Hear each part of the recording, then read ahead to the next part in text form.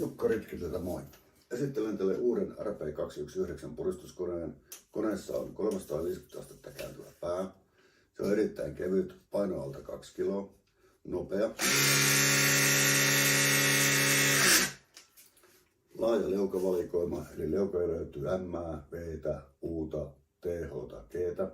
Komposiitti 40 millin saakka, metalliosat 35. Voidaan myöskin käyttää muiden valmistajien 19 kN leukoja.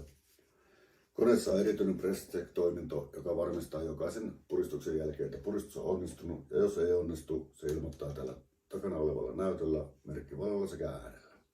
Sieltä löytyy myöskin huoltotilanne, paljonko on matkaa huoltoon. Huoltoväli on huikeat 32 000 puristusta. Se voidaan myöskin todentaa ilmaisesta Ritkit Link-appista. Eli tässä koneessa on nyt 31 970 puristusta jäljellä huoltoa. Virtalähteenä vakiona 2,5 amperitunnin akku. Lisävarusteena saadaan 5 amperitunnin akkua sekä verkkovirta-adapteria.